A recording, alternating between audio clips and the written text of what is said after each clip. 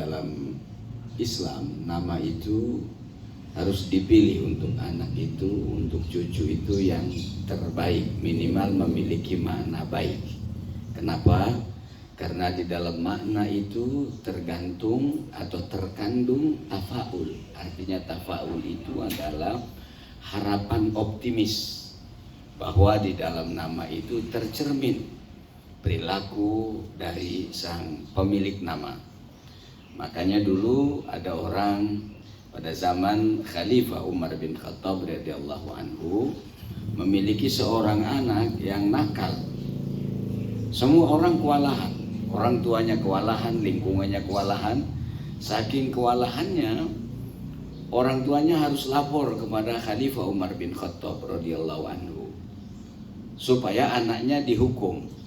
Hukum namanya hukum takzir. Hukum takzir itu hukum yang dibuat oleh sang pemerintah yang memiliki kekuasaan, yang tidak terdapat dalam Al-Quran, tidak terdapat di dalam Al-Hadis atau As-Sunnah. Dia lapor kepada Khalifah Umar bin Khattab, ya Khalifah, saya lapor, punya anak ini susah diatur, bikin rese, pokoknya semua orang tidak nyaman. Kalau terus, ya saya minta anak saya dihukum.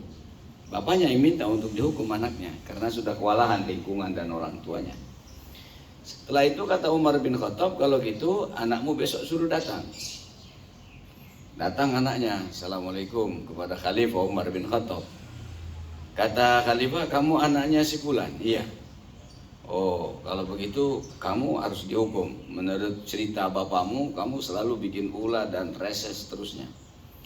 Kemudian sang anak bilang, boleh saja saya dihukum, tapi sebelum saya dihukum Khalifah, saya mau tanya, apa sih kewajiban orang tua terhadap anaknya? Cerdas juga ini anak meskipun nakal. Dia bilang, apa sesungguhnya kewajiban orang tua terhadap anak?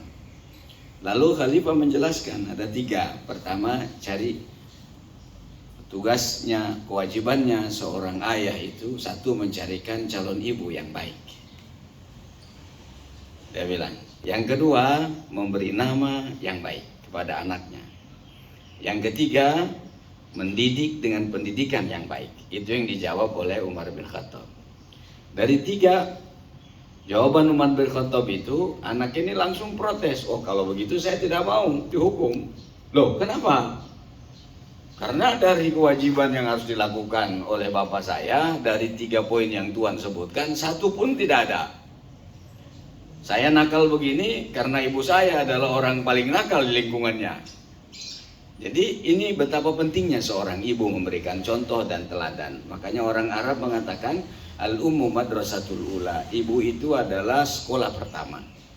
Ibunya bagus, anak-anaknya, cucu-cucunya bagus. Ibunya tidak bagus, jangan berharap terlalu tinggi kalau anak cucunya bagus. Lihat, bapaknya Nabi, tapi ibunya nggak beres.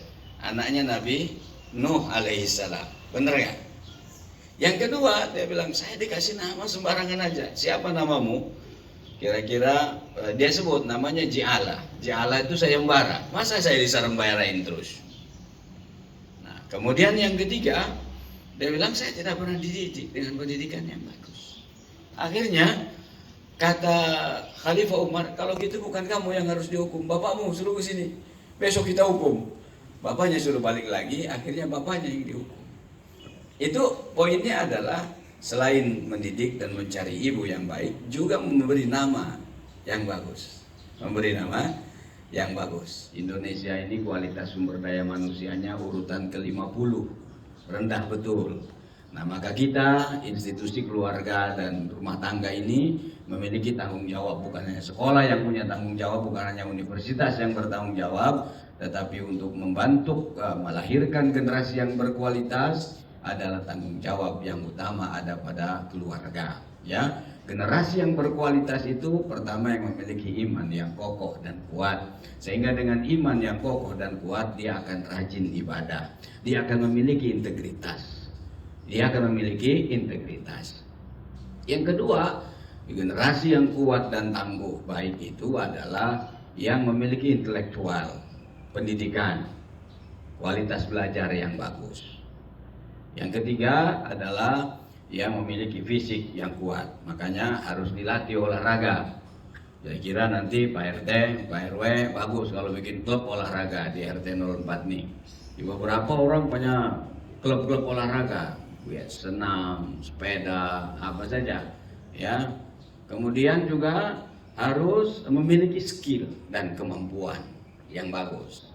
Dengan demikian kita bisa bersaing dengan generasi dari bangsa-bangsa lain, sehingga bangsa Indonesia ke depan makin bagus. Dengan potensi dan kekayaan yang bagus ini, kalau dikelola oleh orang yang bagus dan generasi yang berkualitas, mestinya melahirkan sesuatu yang banyak memberikan manfaat kepada masyarakat dan rakyatnya.